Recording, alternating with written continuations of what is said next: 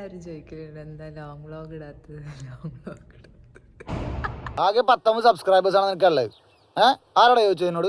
അതൊക്കെ വിട്. Once again welcome back to my YouTube channel. നമ്മൾ ഇന്ന് പോകുന്നത് ഇൻട്രോയിൽ കാണിച്ച മദ്ദ എന്നൊരു മനോഹരമായ സ്ഥലത്തേക്കാണ്. കൺട്രി വിത്തിൻ കൺട്രി എന്ന് വെച്ചാൽ UAE-ന്റെ ഉള്ളിൽ അറിയാണ്ട് വിട്ടുപോയ ഒമാന്റെ ഒരു കുഞ്ഞു കഷ്ണം. ഇത് കേട്ടപ്പോൾ ഞാൻ കുറച്ച് വണ്ടറായി. ഏകദേശം 1.5 മണിക്കൂർ ട്രാവൽ ചെയ്തിട്ട് വേണം നമുക്ക് ഇവിടേക്ക് എത്താൻ. കോർഫുക്ക വഴിയും ഫുജേറ വഴിയും നമുക്ക് ഇവിടേക്ക് പോവാം. നമ്മൾ ഇന്ന് വന്നിട്ടുള്ളത് കോർഫുക്ക വഴിയാണ്.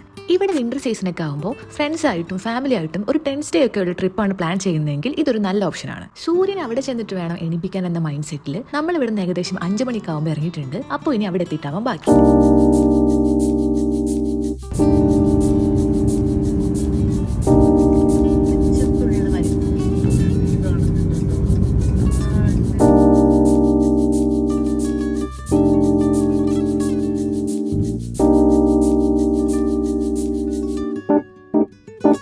ഹലോ ഗൈസ്, അങ്ങനെ നമ്മളിവിടെ ഒമാനിലാണുള്ളത്.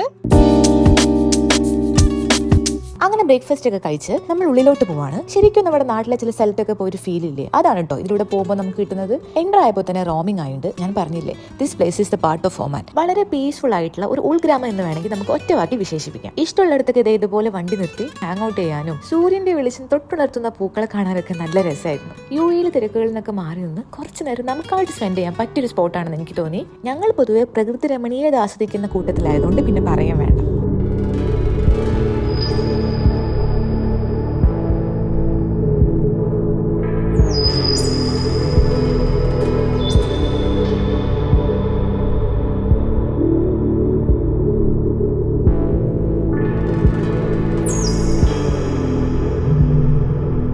വളരെ കാമായിട്ട് വേറെ ഒന്നിനെ പറ്റി ആലോചിക്കാതെ ഒരൊറ്റ ഇരിപ്പ്, സ്വർഗം. അങ്ങനെ ഈ സ്പോട്ട് വിട്ട് നമ്മൾ അടുത്ത സ്പോട്ട് തേടി ഇറങ്ങി. ഞാൻ നേരത്തെ പറഞ്ഞ പോലെ ഇവിടെയൊക്കെ നമുക്ക് 10 സ്റ്റേ ചെയ്യാൻ പറ്റിയ കുറേ സ്ഥലങ്ങളുണ്ട്. ഞങ്ങൾ പോയത് ഒരുപാട് ഫാമിലി നല്ലൊരു ഉറക്കമൊക്കെ കഴിഞ്ഞ് ഇവിടെ കുളിക്കുന്നൊക്കെ ഉണ്ടായിരുന്നു. ശരിക്കും നന്നായി വെള്ളം ഉണ്ടാവുന്നതാണ് ഇവിടെ. അപ്പോൾ നിങ്ങൾ ഇങ്ങോട്ടേക്ക് വരാൻ പ്ലാനൊക്കെ ചെയ്യുമ്പോൾ സീസണൊക്കെ നോക്കിയിട്ട് വരാം. ഗവൺമെന്റ് ഇവിടെ കുറച്ചുകൂടി ട്രാവൽ ഫ്രണ്ട്ലി ആക്കാൻ വേണ്ടി 10 സ്പോട്സ് അതുപോലെ ടോയ്ലറ്റ്സ് ഒക്കെ പണിത് വെച്ചിട്ടുണ്ട്. അധിക നേരം പിന്നെ ഞങ്ങൾ അവിടെ സ്പെൻഡ് ചെയ്യാതെ തിരിച്ചിറങ്ങി. ഇവിടെ റേഞ്ച് ഒന്നും കറക്റ്റ് കിട്ടാത്തതുകൊണ്ട് തിരിച്ചുമ്പോൾ വഴിയൊക്കെ ചെറിയ പ്രശ്നമായി. പിന്നെ നമ്മൾ ചോദിച്ചു പോയി. എനിവേ നല്ലൊരു ട്രാവൽ ഡെസ്റ്റിനേഷൻ ആണ് ഈ മദ്ദ.